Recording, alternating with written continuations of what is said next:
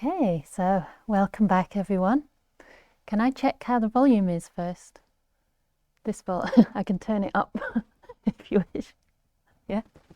Okay, I'll try my best to speak up. So I hope you had a nice lunch and practice kindness to your tummy and gratitude for the food that you ate. And it seems like people are a bit more relaxed than when they arrived. Maybe a bit more sleepy, but that's okay. You have to go through some dullness sometimes. So I'm very happy to see that you are all taking care of your bodies, and hopefully you're warm enough now as well. If not, you have to increase the metta, because metta provides a lot of warmth. So this afternoon, it's my favorite subject, which is indeed loving kindness. And this morning we talked about loving kindness more as an intention, or you could say a way of relating, a disposition that we can apply to our bodies, or we can apply to our perception. Whatever arises, we can relate to it with an attitude of loving kindness. So this is a practice we can do in daily life. But now I wanted to talk more about metta as a cultivation. So that means metta as a divine abiding, something that we repeatedly incline our minds toward. So it's kind of like planting seeds is the intention, and then waiting and watching them bloom into flowers is like the cultivation. So we don't have to do very much, but plant those seeds and then wait for them to bloom. But we have to give them the right kind of soil.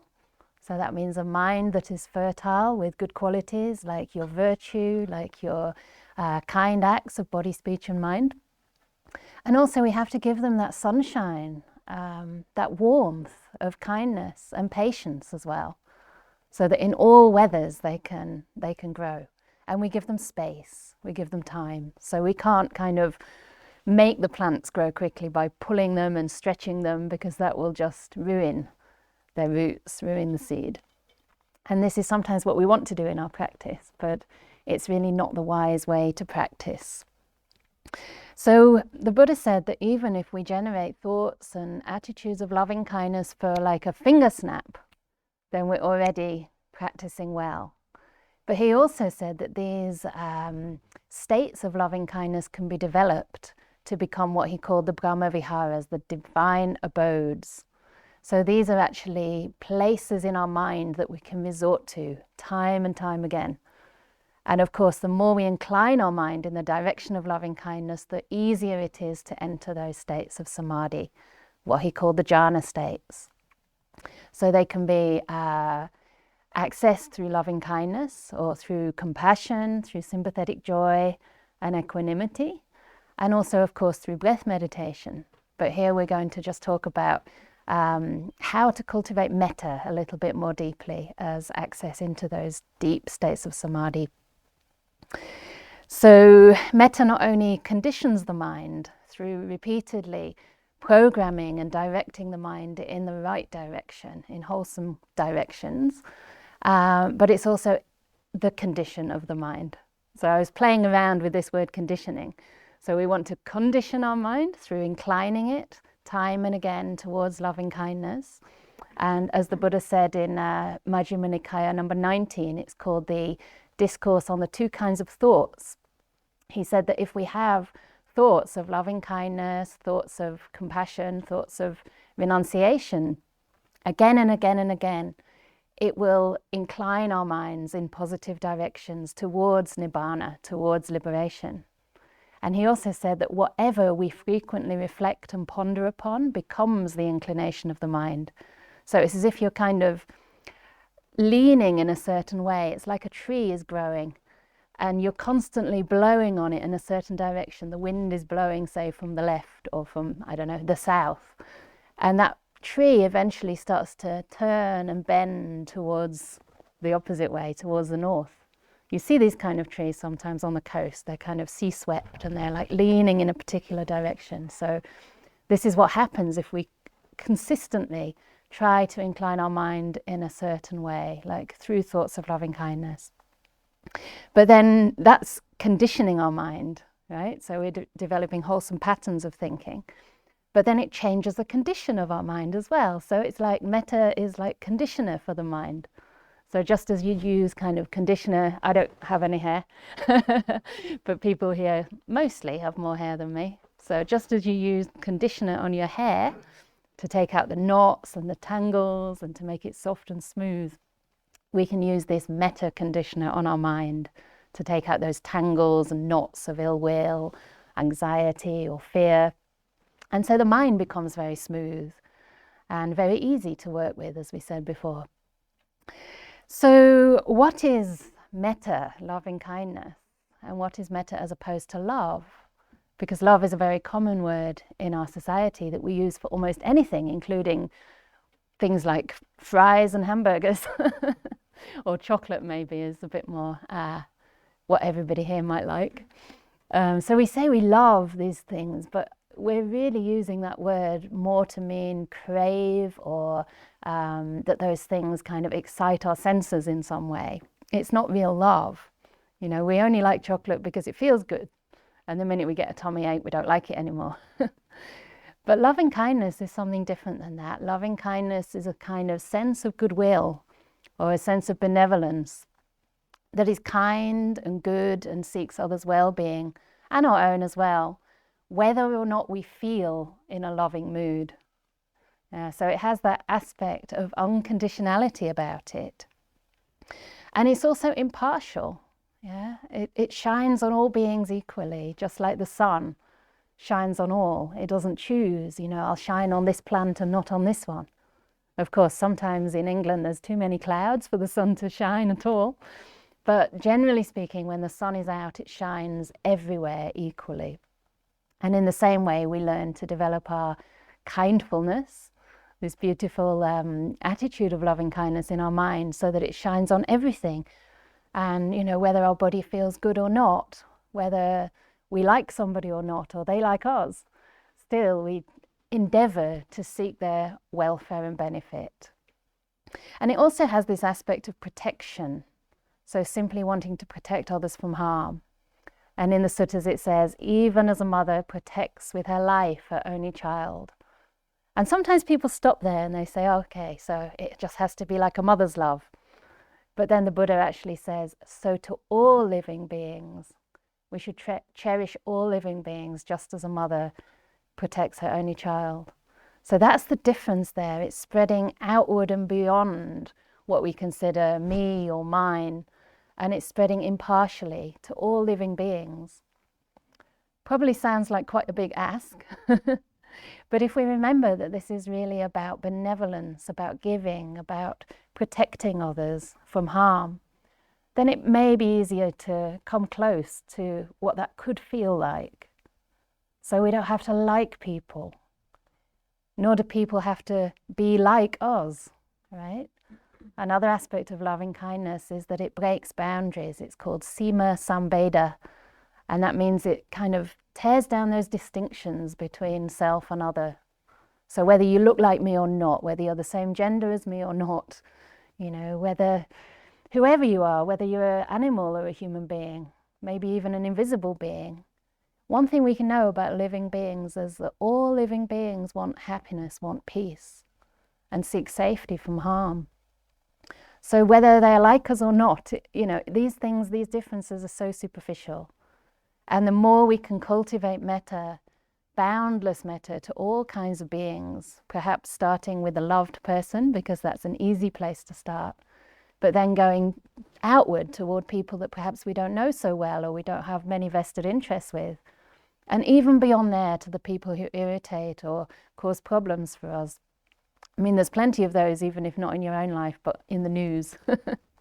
Yeah, people kind of ruling certain countries, people with different political beliefs. There are so many beings, and we don't really understand where they're coming from or why they behave the way we do. But sometimes I feel like, you know, the more harm they do, perhaps the more ignorance is there, right? They're just going down the wrong track and creating suffering needlessly for themselves and other beings without realizing what they're doing. So we can still at least have compassion, even if loving kindness is really tough. But we generally start from an easier person and we build up from there. So there's also this aspect of loving kindness that is called appamana, and that literally means without any measure. Like mana means to measure, and appamana means boundless, immeasurable loving kindness. So for me, that also carries the quality of like not judging ourselves, not judging anyone else, because how can we measure another person? How can we even measure ourselves? You know, what are those measures that we use? They're just conditioned by society, by, you know, the way we've been brought up, and that changes from culture to culture as well. So, you know, in some countries it's completely normal to just say, give me this or give me that. In other countries you have to say, please, can I have the salt? But is it really any different, or is it just a different, you know, way of being? How can we say one is polite or one is rude? Because we never know what a person's intentions are. We can only know our own intentions, and we can try to take care of that.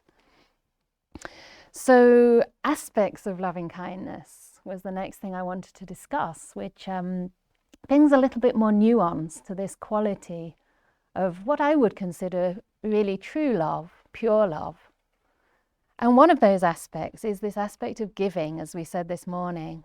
Yeah, the aspect of seeking to give rather than to get. And for me, at least in my role at the moment, I really notice the difference when I have many guests coming to my vihara. Like we have a little monastery now in Oxford, and it's just the beginning of having something for fully ordained nuns in this country.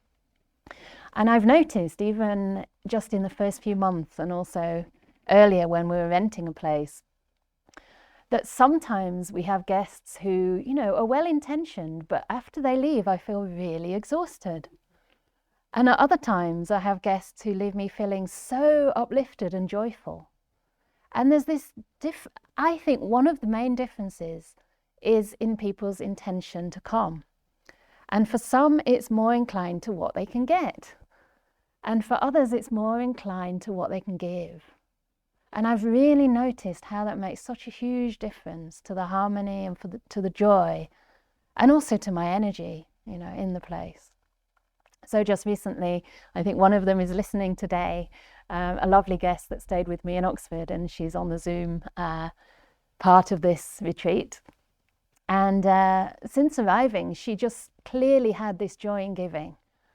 You know, giving without expecting anything back, but just giving out of wisdom, knowing it's a good thing to do, and reflecting on the beauty of giving, both before she would give, during that time, and also afterwards. So we did a lot of reflections together, sort of recollecting all the little kindnesses that, you know, came from one another and came from other guests. And every morning we'd start the day like this, and it gave us such a sense of joy. Because sometimes there's so much to be grateful for in our lives, but we simply don't bring it up in our mind. And then, you know, no matter what happens, you sort of walk around feeling glum. It's like, you know, somebody could say a really kind word, but when we're kind of down on ourselves, we just say, no, no, no, that's not true. I can't hear it. I failed. And it's such a shame. But when we actually allow ourselves to reflect on this beauty of giving and also expressing appreciation for one another, it really helps the metta to flow. And of course, there's a much deeper aspect to the giving, which is, as I said earlier, giving up, giving away, you know, giving away, or at least softening our own self-interest, our own kind of narrow self-centeredness. And I'm sure everybody here is a pretty lovely, giving person. But sometimes we do get kind of tight and we become very worried about ourselves, about our future. And at those times we can forget to give. One of my friends, actually, a very old Dhamma friend who lives in Montreal, his father was a psychiatrist in Canada, a very famous psychiatrist, very skilled. And he said that when people came to him with depression, the most common advice he'd give to them was, first of all, exercise. And secondly, to go and do some service for someone else. You know, go and do some charity work, go and look after old people, or, I don't know, donate somewhere, and really find some joy in giving, because we can become so obsessed with our own inner world and especially fixated on the difficulties in life, that we really forget about everyone else. So this metta really expands our heart and starts to soften those boundaries of self and other, so that we can consider the benefit of all. And then another lovely aspect of metta is forgiveness, forgiving. So giving other people the benefit of the doubt, maybe releasing them from their mistakes of the past, the way they've hurt us. But also releasing ourselves from that as well, because it's human to make mistakes, and mistakes are where we grow. And then another aspect of loving kindness that I think is very powerful is acceptance. Yeah, just accepting who we are right now. Understanding that this process that we call ourself is basically arisen, generated from causes. Yeah? All the accumulated experiences of our past. So really, we couldn't be anywhere else. We could only be here right now, in this body, with this mind. And yet at the same time, there's something we can do. There's a way we can respond and relate to our minds, that cultivates those wholesome states. So there's no point blaming ourselves for where we're at right now, or for whatever we omitted to do in the past. This is causally arisen. You made the choices you made with the information you had at the time, to the best of your wisdom and knowledge at that time. But now, where are we now, and how do we relate to that? This is how we change the inclination of our mind and, in a sense, improve our karma, right? So we generate good karma for ourselves. And then another really important aspect is the gratitude that I mentioned before, and a sense of contentment.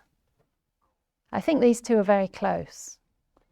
And I was feeling a lot of gratitude at lunchtime, thanks to the person who served me very delicious food. And it wasn't even the taste of it that I was after, although that was wonderful, but it was the obvious, evident care that went into it. All the little extras that were there, like the attention to trying to find out what I can eat and what's good for my tummy. And it's just so touching, to receive in that way, especially when we don't expect it. And so this natural sense of gratitude arose, and I realized that's so close to loving kindness. There was a retreat that I went on, I think in 2011, in Italy. And one of my friends donated the costs of the ticket and the retreat as well. And I chose to practice loving kindness for the entire 2 weeks. And she just came to mind as the obvious person to develop metta towards. So I just see her smiling face in front of me, and all this gratitude and loving kindness would arise. So it was really, really easy to send loving kindness. But then I was thinking just now, is it only to people who help us and people who are, pleasing to us that we can have gratitude? Is it only to the situations in life that are agreeable to us, or can we also have gratitude for things that supposedly go wrong? Can we have gratitude for the times that are really difficult, that push us to our limits or test our strength? Even if it is really unpleasant at the time, we know it's going to pass and we can learn. Of course, we don't want to invite difficult situations into our life in order to learn. We have enough to work with as it is, at least speaking for myself. I want to follow a path of peace and hopefully a path of ever-increasing happiness and joy. But it's inevitable that we'll suffer and things will go wrong in our lives, maybe sometimes big things. And can we actually have a sense of acceptance, a sense of contentment, and even gratitude for that? I've noticed for myself that the suffering I have experienced in my life, generally speaking, has led to a deeper sense of compassion for others, especially others who've been through similar things. Because some things we can't understand unless we ourselves go through them. And at the time, that's the last thing we want to do. But later, you might find you're able to help someone in the same position as you that you'd have never been able to do unless you'd experienced that. You just wouldn't have the empathy, that understanding that can deepen the metta, deepen the loving kindness and the care. So this is obviously a process, and it's not something, that we can just sort of experience overnight. But again, this is why things take time. We can't force those plants to grow. Our job is just to continually trust in the process, trust that if we plant the right seeds, the thoughts of loving kindness, the intentions of loving kindness, that eventually that loving kindness is going to become a place you can abide, or at least a place you can repeatedly visit, again and again. So also in the path, I wanted to just bring in again where metta, loving kindness, comes in the Eightfold Path. And to me, the first place it's very obvious is the second factor of the Eightfold Path, which is right intention, sometimes translated as right thought or right attitude. My teacher Ajahn Brahm translates it as right motivation, which I think goes a little bit deeper. And I asked him actually just this morning, he just got back from Malaysia, he's teaching a lot overseas. And we had a very quick call before I came here, which gave me a lot of metta. And he mentioned right motivation. And I said, why is that more powerful in relation to metta? And he said it's more connected to the wisdom aspect. And I thought, how is that? And he said, because of suffering, when we have the suffering and understand suffering, and that's the first factor of the Noble Path, right view. We understand that there is suffering, it has a cause, there's also a way out. Then we're much more motivated to act through loving kindness. So of course, motivation, relating, intending, it's all very related. But if we're really motivated through wisdom, through an understanding that it's really the only skillful response to suffering, then of course it becomes easier and easier to default to that response. And it's also very obviously a part of right effort, or right endeavour, as I prefer, and that's the sixth factor of the path. I should say first, though, that the right motivation feeds into the sila. It's feeding into the next factors, which are right action, right speech, and right livelihood.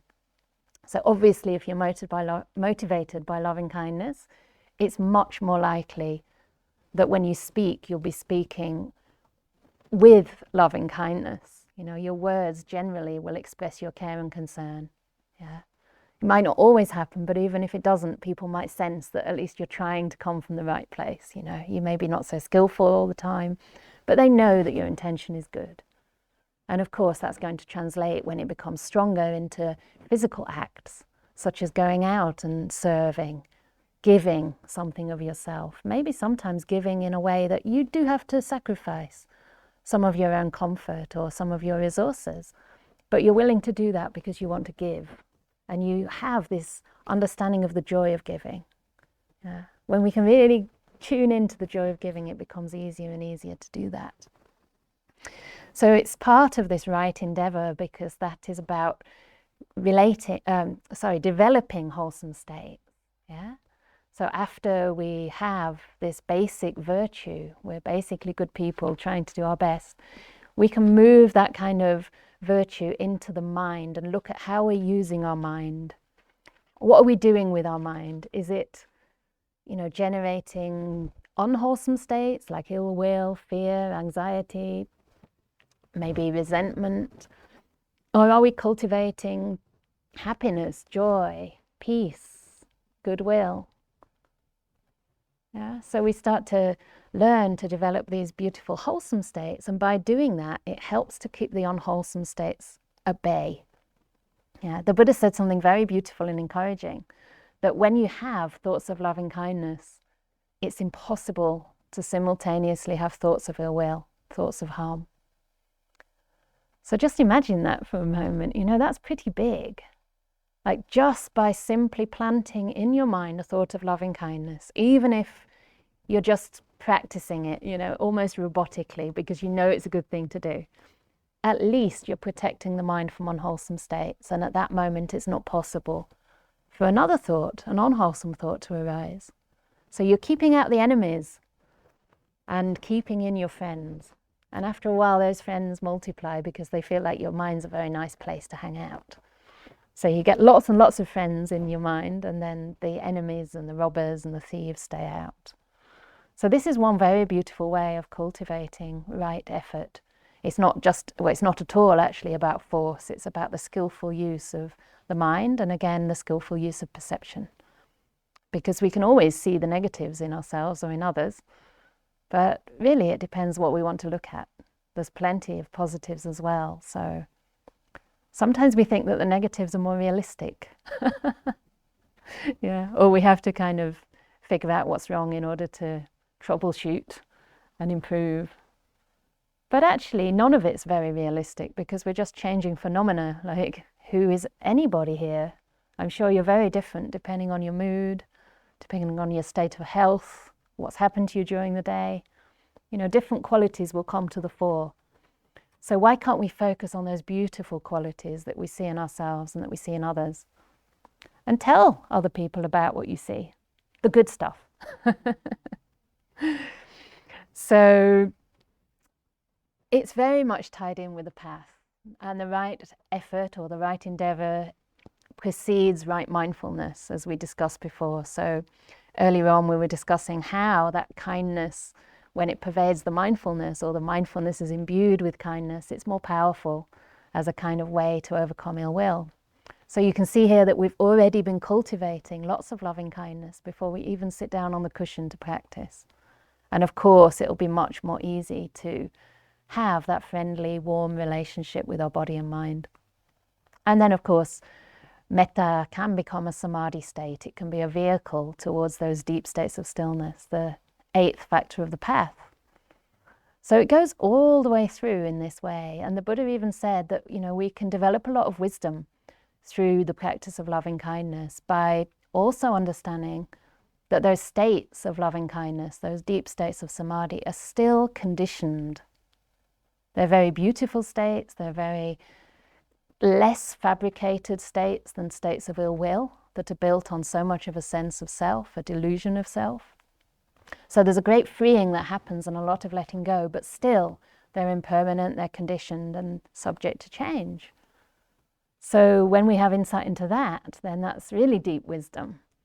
And that can help, you know, to actually lead to the liberating insights that free ourselves from suffering once and for all. So that may be a little far for us now, but at least the metta can be very helpful. And one other important way that it's mentioned in the suttas, I'm not sure if it's directly mentioned as loving kindness that can help, but there's this really wonderful sutta called the simile of the salt crystal, or it might be the lump of salt, in the Anguttara Nikaya. And in there, the Buddha says that depending on your state of mind, whether your mind is kind of brittle and small or hard, as we said before, or whether it's vast and expansive, our past karma has a different effect. It manifests differently, right? So just to give an example of that from my own experience,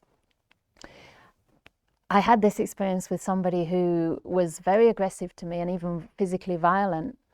And for many years, I was quite traumatized by this, right? Quite understandably so. And this same person said to me, "You just have to develop metta." And I thought, that's really a tough ask, because actually after this happened, I didn't want to remember this person very much at all. I felt like, you know, by doing that, it would relive the trauma that I was still suffering from. So I kind of trusted in my intention to forgive and in my capacity to eventually feel that loving kindness. But I decided to set that aside and just practice a lot of loving kindness in general as part of my meditation, because it's something I really incline toward. And I was doing a retreat at Gaia House many years ago. It was like a self-retreat. And I was practicing with a loved person. And the metta was coming quite naturally, quite spontaneously. She's like my childhood friend, somebody who really represents unconditional love to me. And the metta was flowing, and I was feeling very expansive, very happy. And the mind was large. You know, it wasn't a state of jhana, but it was a state that was very pleasant. It was, you know, a lot of acceptance, a lot of relaxation in the mind. And then this person who'd hurt me just came up into my mind. And it was almost like if you could sort of visually depict how it felt. It was almost like there was this sort of beautiful wave passing through me, and she just jumped into the flow.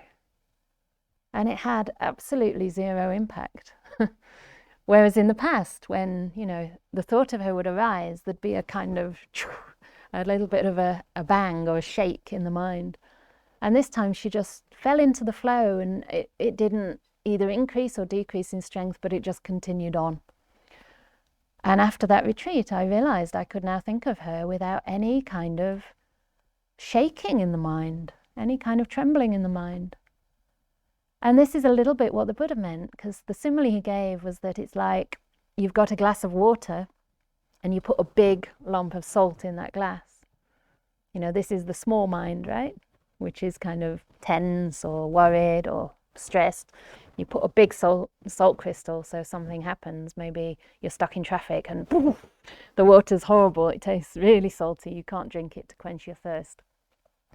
But if you put that same salt crystal in a very huge lake, like a freshwater lake, and in this case that's a simile for the mind, then you don't even notice the salt is there, right? And he said in the same way, you know, if some old karma comes up, maybe thoughts of something you've done wrong or something that's happened to you, like in my case, and it arises in that big kind of lake of a mind, then it has very, very little residue, very, very little impact. And so in this way, you know, we can overcome some of the sticky karma of the past simply by, you know, cultivating the quality of our mind. So in the suttas, it talks about metta, of course, as an antidote to ill will, but also as an antidote to fear. And I think that's quite interesting, because many of us might suffer from time to time from anxiety or, you know, nerves or just that feeling of dis-ease. And I've noticed actually since the corona pandemic, we've been doing a lot of online retreats. And before the pandemic, there were, I don't know, maybe 10% of applicants who were suffering with depression and anxiety. And during the pandemic, especially towards the end, it went up to something like 80% of the people that had registered on the retreat. They'd be saying, you know, I'm having a lot of anxiety or I'm feeling depressed. And metta is just such a wonderful way to not overcome these things, because we have to be careful not to want to zap them away, but to learn to embrace and be with those more afflictive or difficult, disagreeable emotions that we experience from time to time. And I think it's very nice. I mean, that's one of the reasons I shared that, is because I think it's always quite validating and reassuring to know that many people feel just like us. You know, again, it's not a personal thing. It's sometimes just a product of the times, right? A product of all the various situations that we have to go through, where we struggle financially or emotionally or in whatever way it may be. And for me, I also had to work with quite a lot of anxiety this year when some issues went down on my trust, on my board.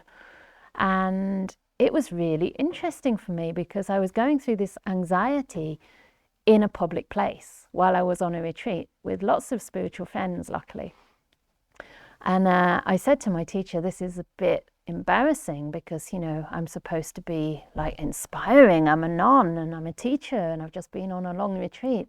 And now I'm having all this anxiety, you know, and what will people think? And he said, no, it's inspiring. People will think you're a human being. And I was like, wow, that is such... I touched the microphone.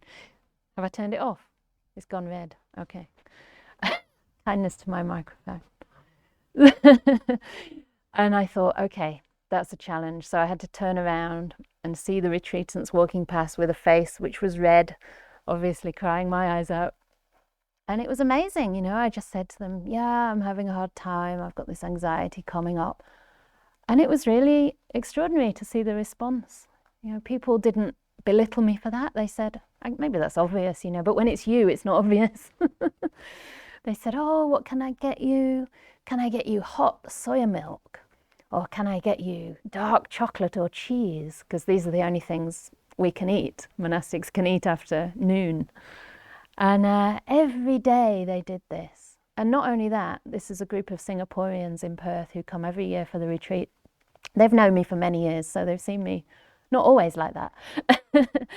But by the end of that retreat, not only were they genuinely kind and accepting, they started inviting me to come there to teach and saying, you know, we want you to come on like a 7-day teaching tour in Singapore. And over there, you teach a lot of people at a time. At least my own teacher teaches 4,000 at a time. And I was like, I don't think I can do that. And they're like, no, it's great because, you know, you can just connect with people.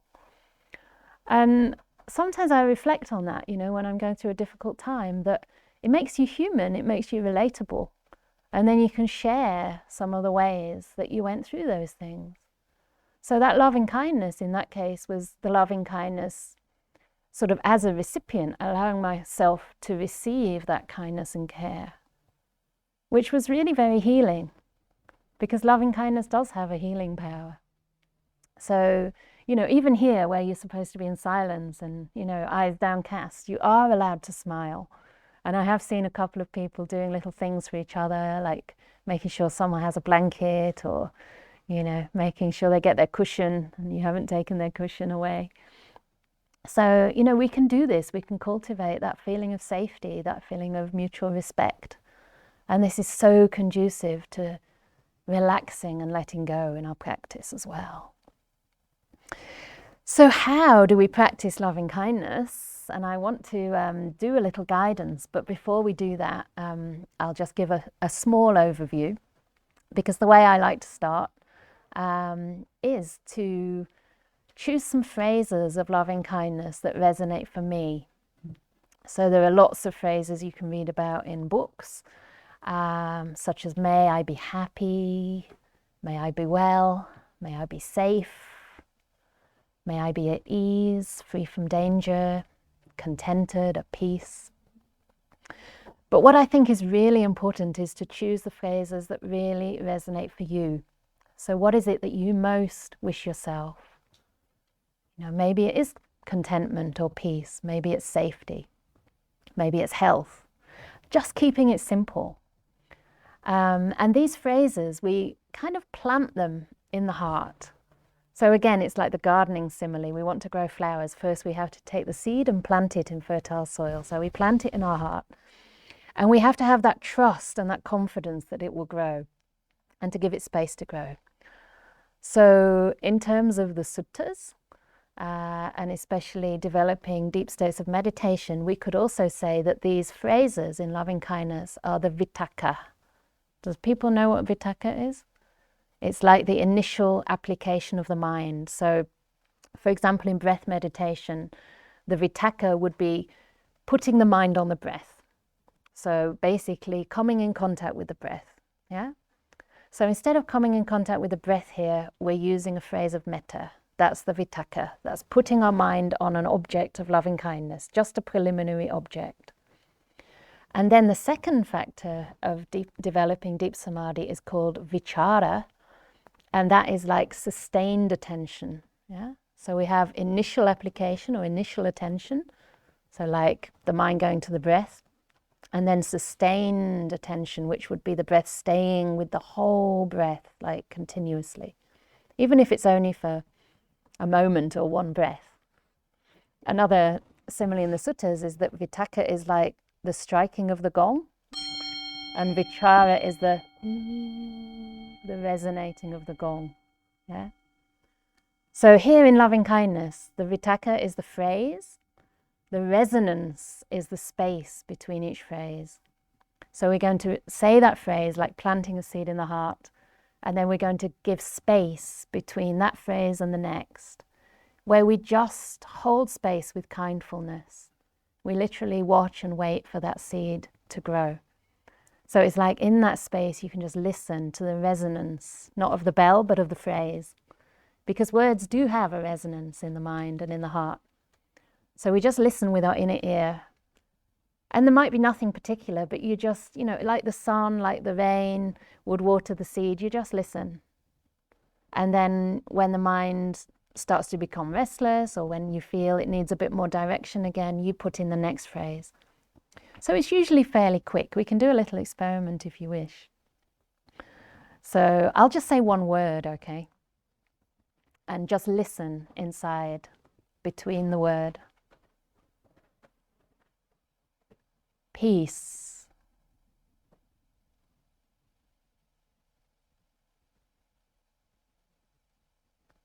Peace. Staying in touch with your body.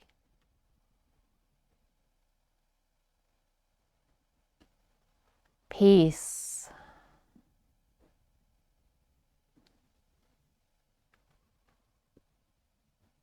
Peace.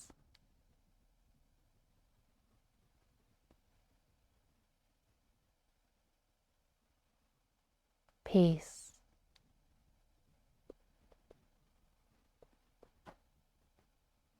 Peace.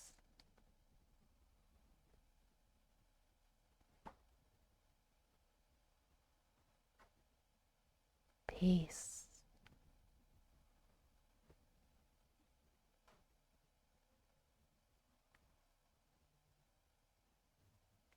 So what happened to your mind in that space? Did it incline a little bit more towards peace?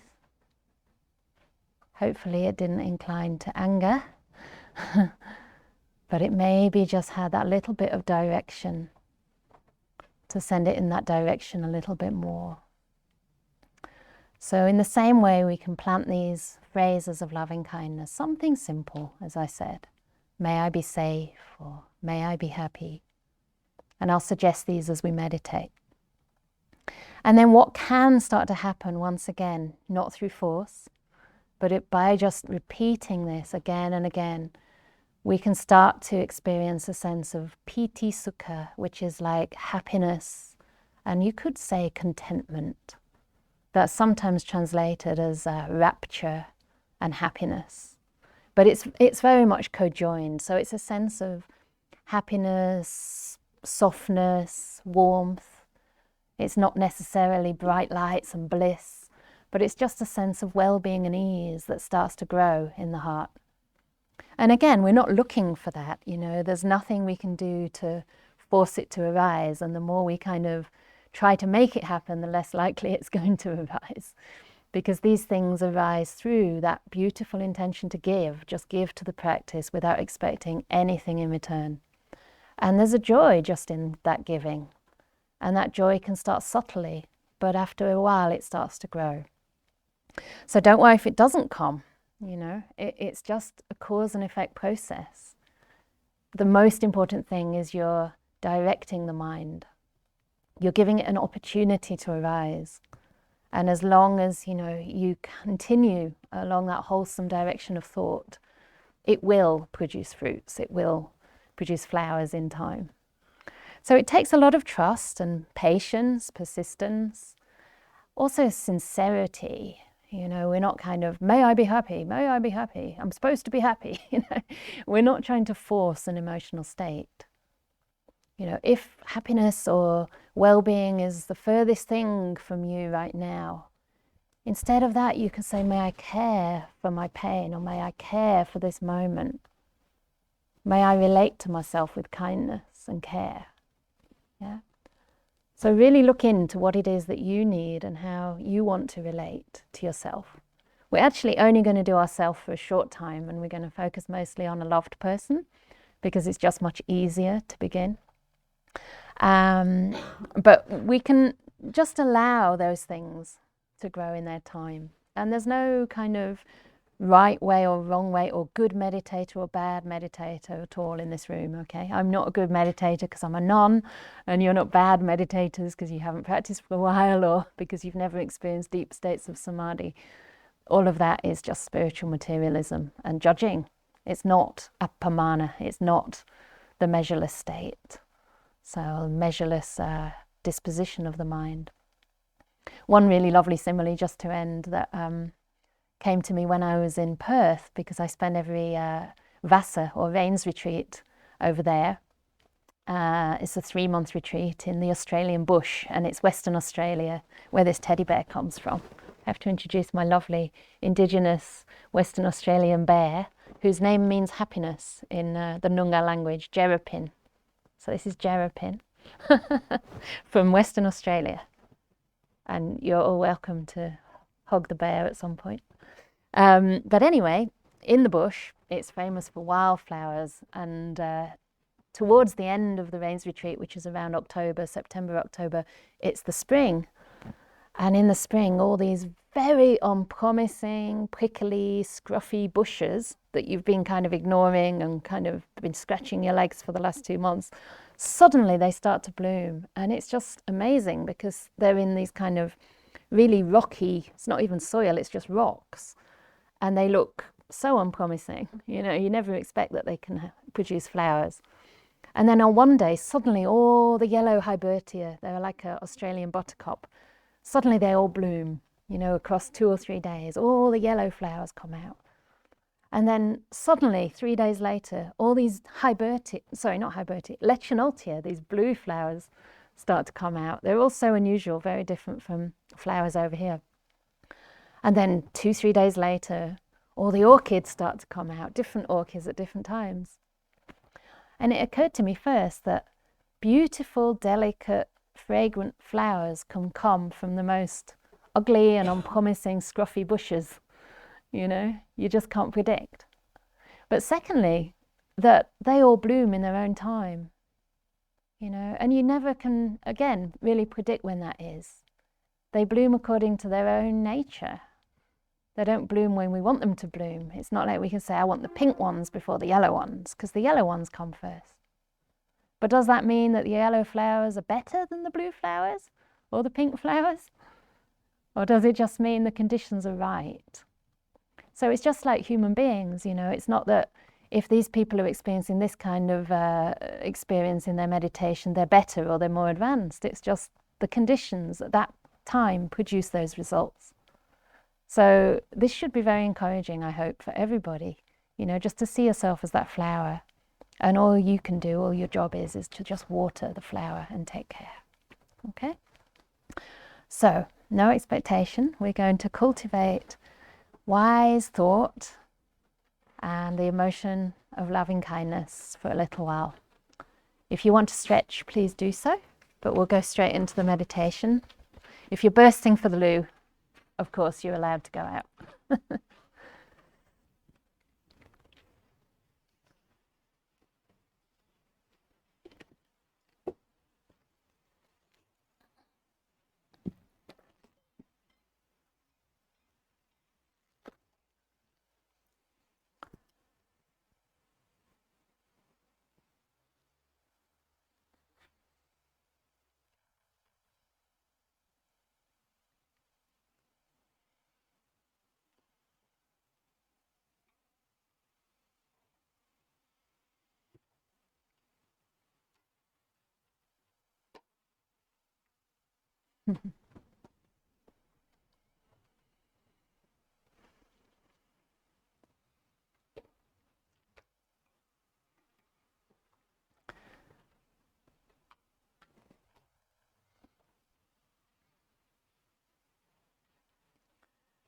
So once again, taking your time to settle in the most comfortable posture you can find.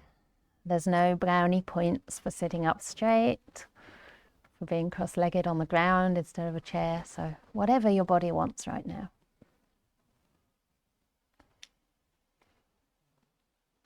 As long as you're warm. I hope you're warm.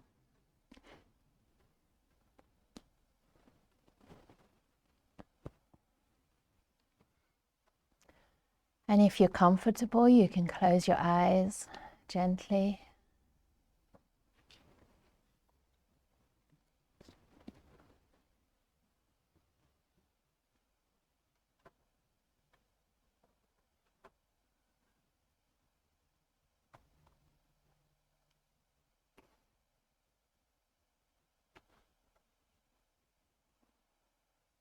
And see if you can establish a sense of kindfulness, mindful awareness, imbued with kindness and warmth, so that your body knows, senses that it's in the friendly presence of the mind. Your mind is not going to push your body around or make it perform. But your mind is really a friend to the body. It regards the body with gratitude, with care.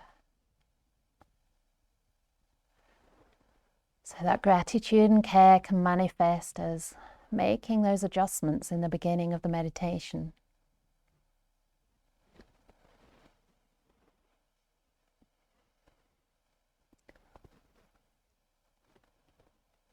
Perhaps loosening your clothing or stretching your back, your neck.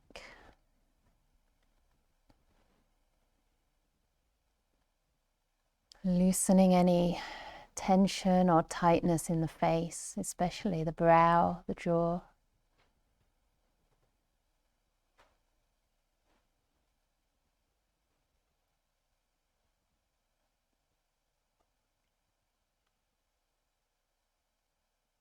And inviting the body to relax.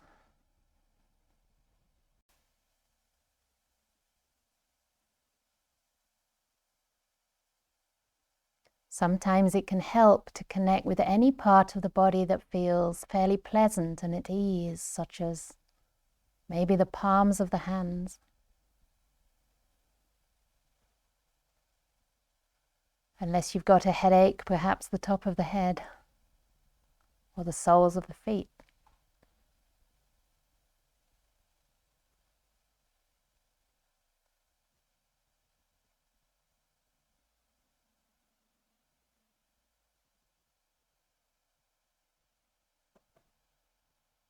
And once again, in your own time, spreading kindfulness through the body, from the head to the toes. Just scanning the body for any sensations, not trying too hard to feel those sensations, but rather just to receive.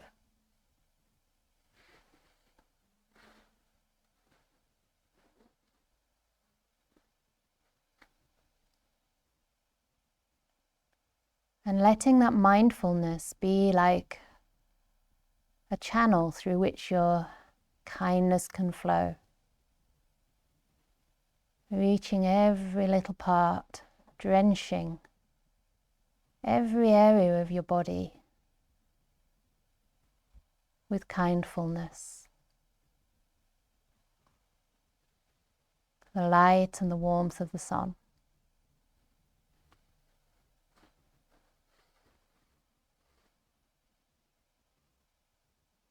And you can know that it's kindness by the quality of ease that it imparts upon the body.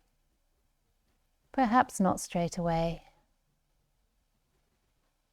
We're not trying to change any sensations, but rather give them space to be. Loosen any tightness, resistance, or clinging.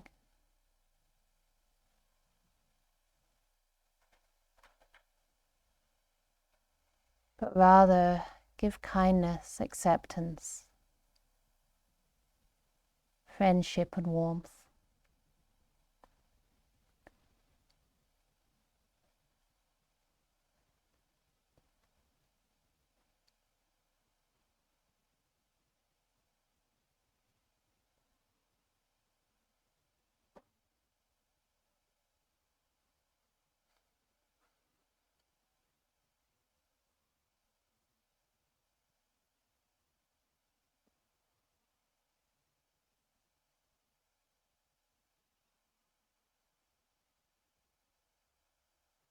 So really grounding in your body, in the sensations you experience in the here and now.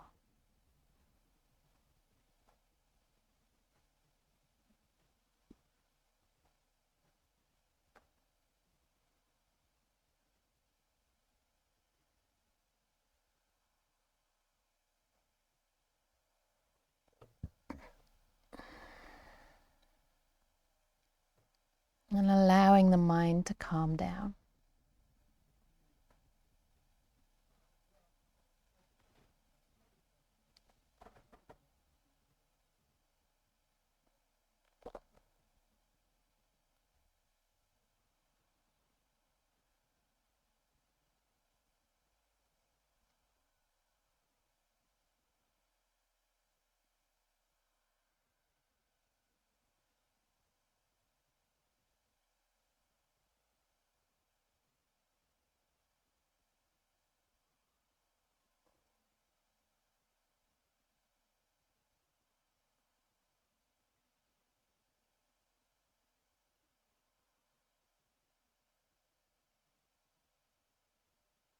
And staying embodied, especially noticing any areas once again that feel fairly relaxed, at ease.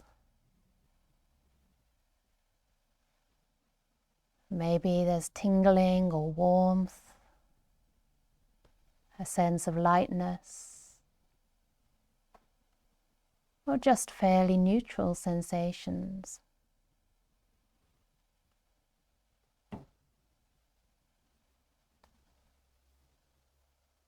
Or if you're comfortable,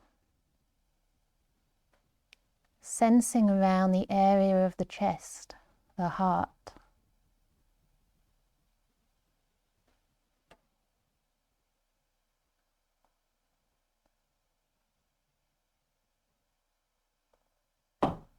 And with sincerity, tenderness and warmth,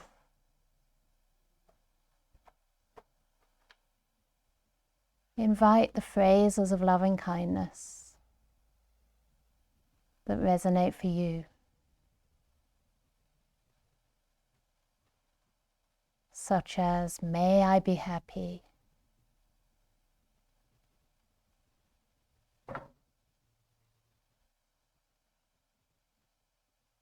May I be healed.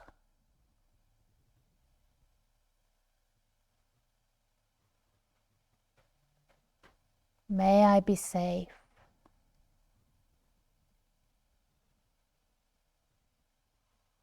May I be at peace.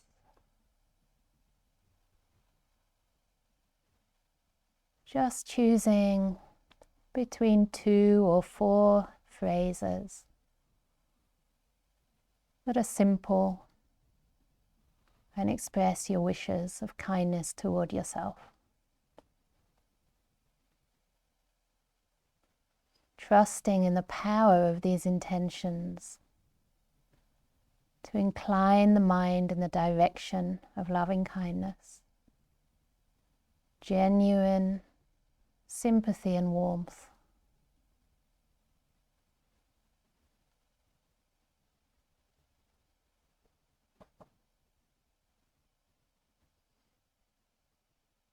Maintaining that kindfulness between each phrase, just listening in the space between the words.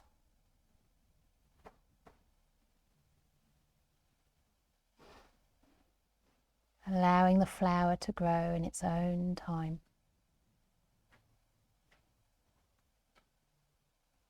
And rejoicing in the purity of your intentions of loving kindness. That alone may be enough to bring joy to the heart.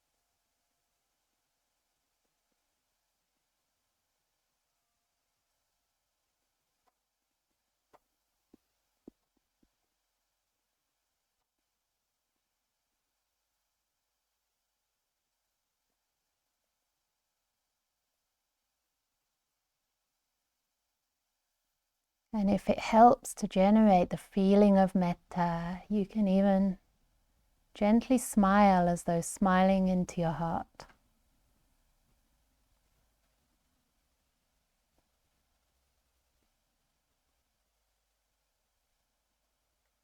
Repeating the phrases, may I be happy, or whatever you truly wish for yourself.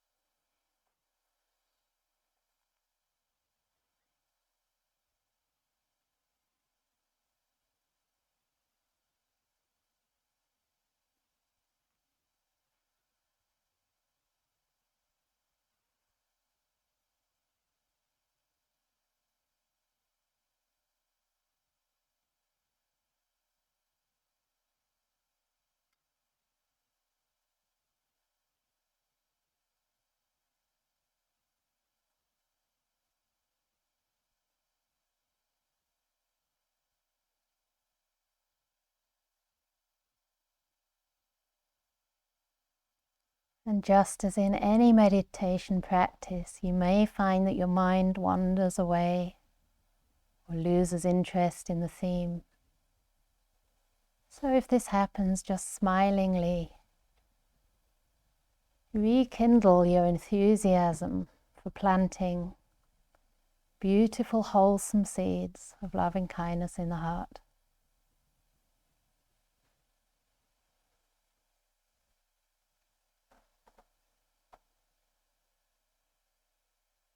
And simply start again.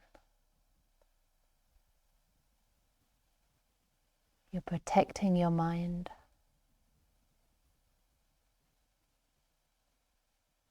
creating wholesome karma that will incline the mind to happiness and to true, pure love.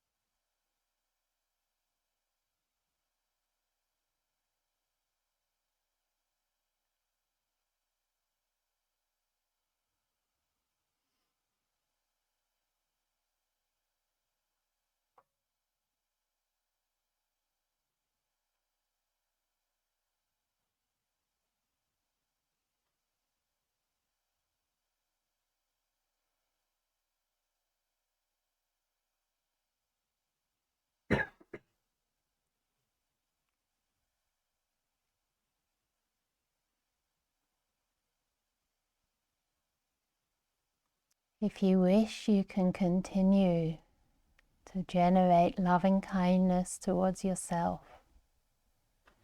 It can be really healing, really what you're most in need of right now. Or, if you wish, you can invite a very dear,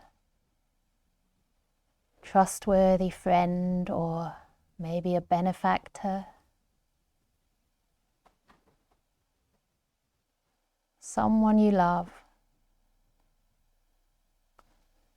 to be the recipient of your loving kindness.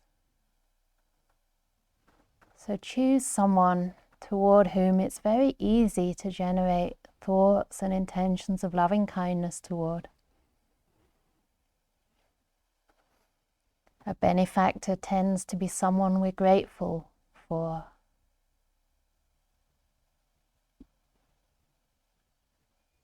Or it could be a friend who you trust, a child who you love deeply, unconditionally, or even a little animal, a pet.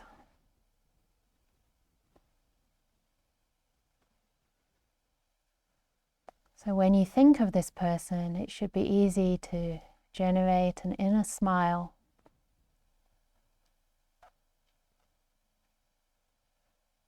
And imagine them, either visually or imagine their presence close by to you. Perhaps as though you're looking into their eyes or sitting beside them.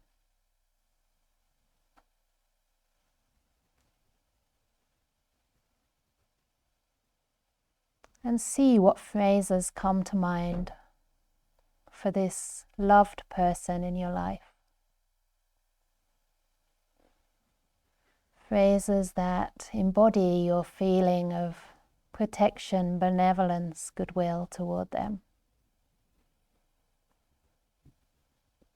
Staying in contact with your own body, perhaps the area around the heart.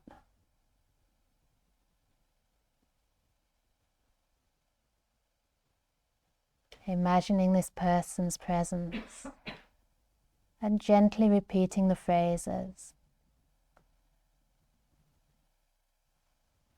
Slowly, clearly, rhythmically. Just delighting in the intentions themselves. And listening to the space between each phrase.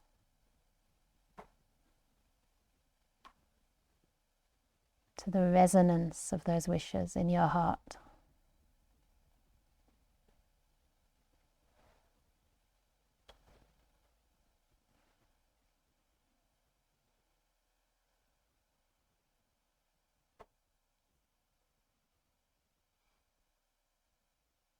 And really imagine showering this person in those wishes of loving kindness.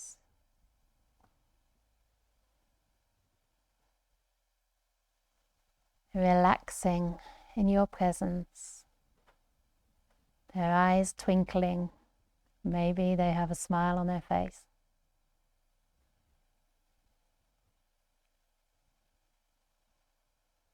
As you consistently repeat the phrases of loving kindness.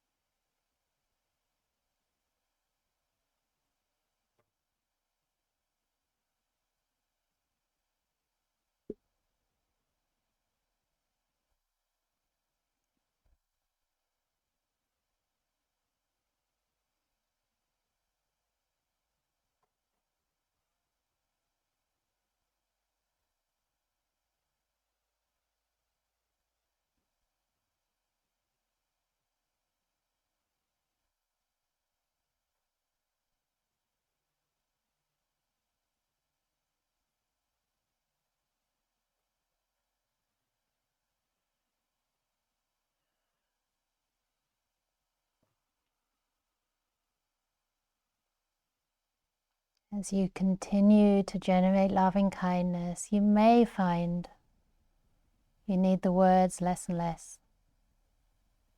It doesn't matter either way. But you can just experiment either by dropping down to a basic word like happiness or peace, or widening the spaces between each phrase. Learning to adjust according to your mind at this time.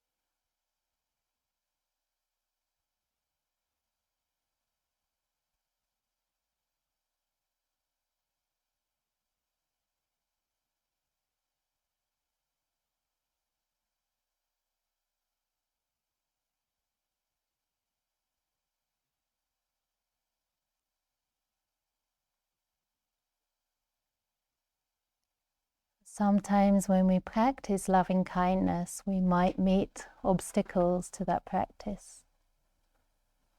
Maybe the mind doesn't want to engage, or thoughts of anger, frustration come up.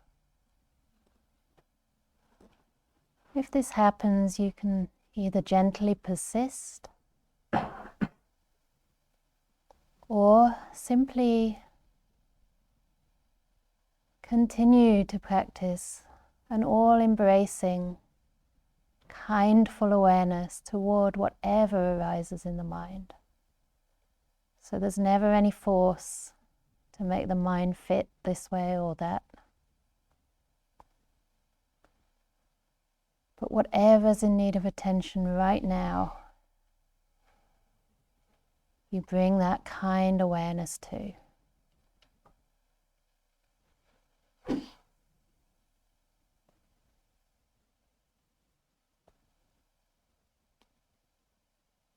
In this way, you always progress. Whatever the object of your meditation,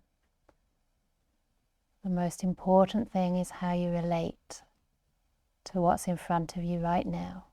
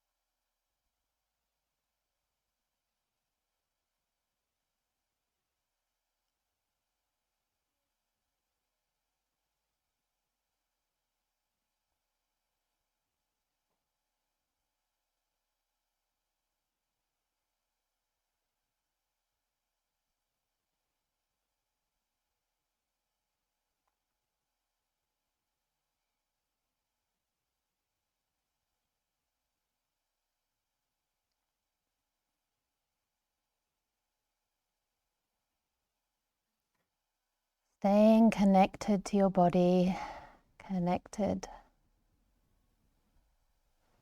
to this being in front of you if you're working with a loved person, or to your own body and mind.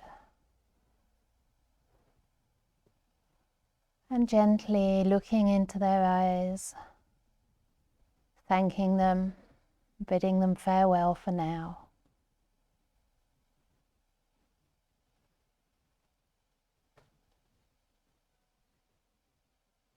Just noticing the effect of the meditation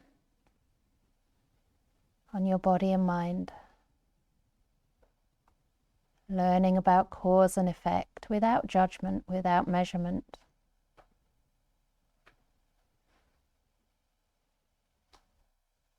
But just to learn.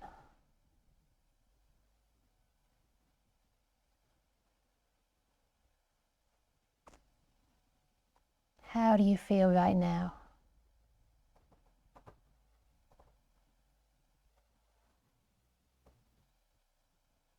Were there any obstacles to loving kindness that you encountered?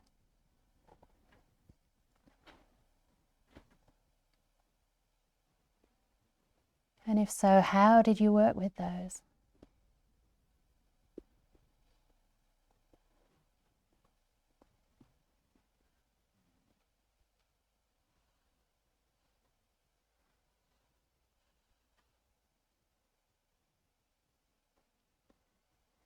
How did it feel to incline the mind toward loving kindness? Could you sense the qualities of metta in your body, in your mind?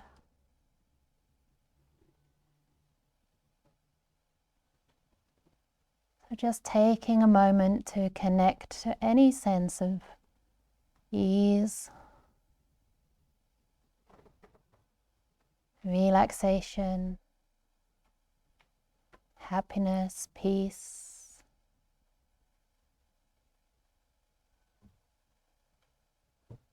And appreciating yourself maybe even thanking yourself for this opportunity you've given yourself to practice. Whatever the results. Sometimes cause and effect is not immediate, but it should bring joy to know that you've been planting wholesome seeds.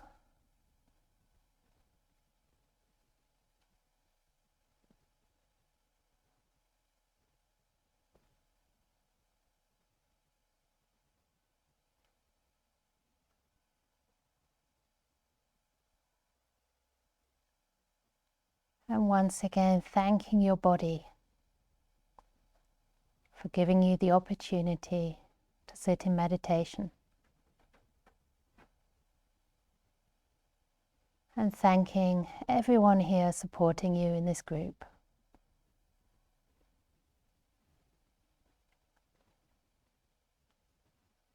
May we all be happy.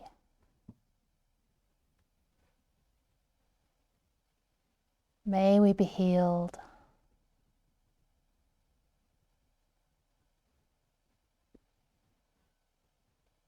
May we be safe.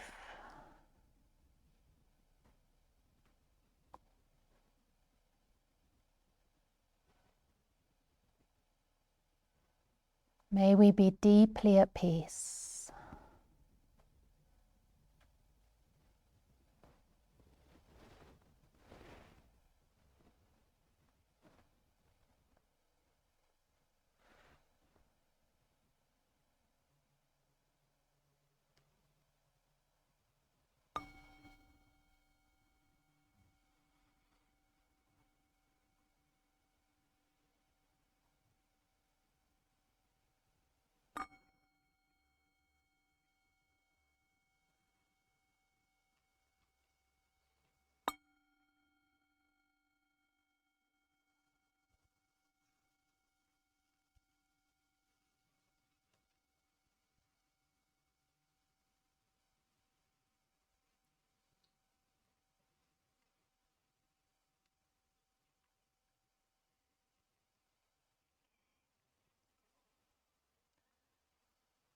Good, good. So nice to practice metta in a group. I like it. Does anyone need a bit of extra metta? That means you all really want to hold the bear, but you're a bit shy. Maybe?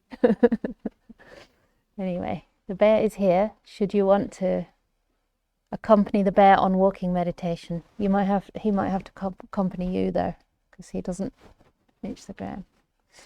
Anyway, now we have some walking meditation, a little bit shorter than in the program, but we're meeting in here at 3:30 for the Q&A, so I suggest about 20-25 minutes for walking meditation and then 10 minutes for a cup of tea.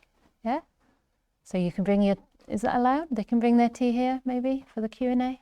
Because sometimes it takes half an hour to drink tea. No, they can't? Oh, okay. Okay, so you have to drink your tea earlier. Never mind. Whether it's walking or drinking tea, you can try to do it kindly. If you want to do the walking meditation, which I definitely advise, then you may continue as you normally would with loving kindness as an attitude, or you can actually continue the meditation in the same way we were doing just now. One thing that I have done in the past was to gently say those phrases to myself whilst walking. That was all. That was really powerful. And another time, I pictured at the end of the path this loved person. So I'm walking towards them, may you be happy, and I'm imagining them there. And then coming back, may you be happy, imagining them at the other end. Or, I'm just being creative. I don't want to give you too many things to confuse you. You could imagine walking hand in hand, just like with a bear, along the walking meditation path and back. So as you like, you can also Do metta to yourself. Sometimes that's the hardest, but it's actually the one we need the most. So just see for yourself. But these kind of metta practices, again, it's very much like any other practice. The more we can have continuity with it, the more it will grow. So if you can keep those phrases going in your mind, they don't have to be all the time. They shouldn't be kind of robotic, but just to keep coming back to them, you really are purifying your mind. You're inclining it in a beautiful direction, and you'll be amazed. I mean, over time, they come up when you least expect it. When you're having a difficult moment, you might suddenly have that moment of empathy. Oh, may I be well, may I be happy. So we're programming our mind, reconditioning. Okay, so we'll meet back here at past. I'm sure you can all keep track of time, so maybe there can be a bell about 25 past. Whoever's the bell person. Yeah, thank you. Lovely. And we'll have some Q&A.